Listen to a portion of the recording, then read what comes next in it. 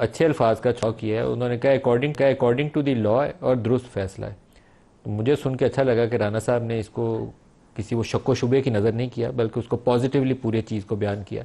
तो मेरे ख्याल में ये पॉजिटिव डेवलपमेंट है, ना सिर्फ बुशरा बीबी की रिहाई बल्कि इमरान की बहनों की रिहाई और कुछ आपके 9 मई के मुकदमात के ऊपर जो फैसले आए हैं। तो things are moving in the right direction. आप क्या कहते हैं?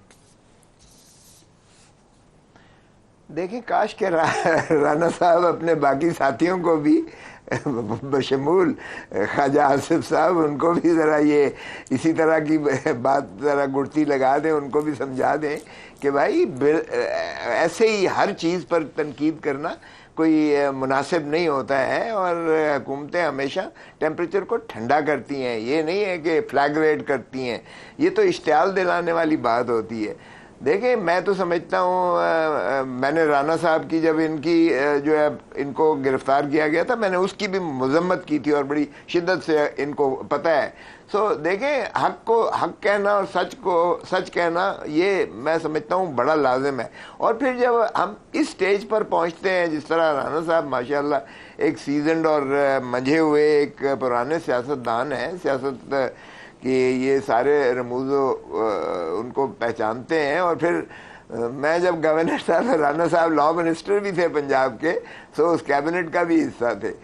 तो राना साहब के ने जो बात की है, बिल्कुल ड्यू प्रोसेस ऑफ लॉ को फॉलो किया गया, बल्कि मैं कहता हूँ कि 9 महीने भी ज्यादती है, ज्यादती है। जब इद्दत के केस में उनकी बरियत हुई है, जो शर्मनाक केस था जिससे हमारा अजीम मजहब जो है वो भी बदनाम हुआ और पाकिस्तान की भी जो है जग हसाई और रुसवाई हुई दुनिया सारी में, उससे जब बरियत हुई तो ये उनको केस डालना ही नहीं चाहिए था। तीसरा तोशाखाना का केस है और उनको जो है उस वक्त मैंने बल्कि पिटिशन भी की थी कि उनके साथ बदसलूकी की गई बजाय इसके, और गेट पर उन्हें लाने की लाकर उनको जो है फिर बुशरा बीबी की तो रिहाई हो गई जी, लेकिन इमरान खान की रिहाई के हवाले से जो आपकी खुश उम्मीदी, मैं कहूँगा कि नवंबर में जैसे ही ट्रंप का इलेक्शन होना है, पता नहीं ट्रंप ने जीतना या हारना है, साथ ही इमरान खान ने रिहा हो जाना है, ये आपकी मुझे लगता है ज़्यादा खुश उम्मीदी है। क्योंकि मुझे लगता है कि अभी एटलीस्ट 1 साल लगला इमरान खान के हवाले से सियासी फिजा बदलने वाली नहीं है।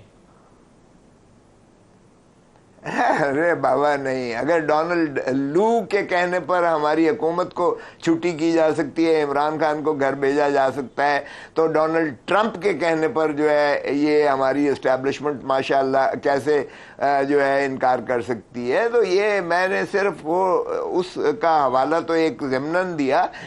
देखिए, ये भी जिस तरह राना साहब ने कहा, 1.5 साल से यार, 1.5 साल से इमरान खान अंदर है।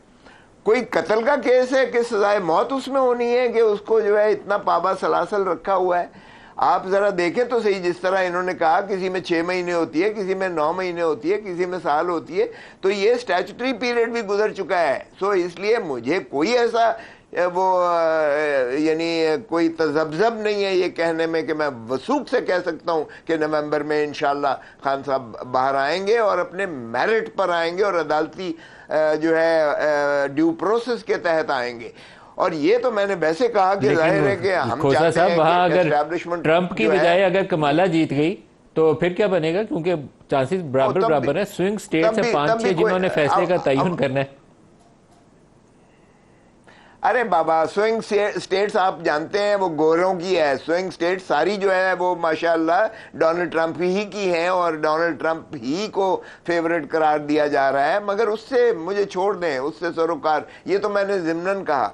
अरे 1.5 साल यार अंदर रखने के बाद भी अभी कोई बाकी चीज़ रह जाती है कि आप उसको जो है मजीद इस ऐसे केस में अंदर रख सकते हैं। जो तोशाखाना 3 है वो 130 आइटम्स का फर्द जुर्म लगा था तोशाखान नंबर 2 में, जिसकी मैंने मुअत्तल करवाई हैं सजाएं। तो वो उसमें 130 आइटम्स में ये मौजूदा भी आइटम्स इंक्लूसिव थे उसमें। तो आप क्या डबल जेपर्डी में नहीं आता है कि आप राना साहब से इसके ऊपर मैं जवाब चाहूंगा।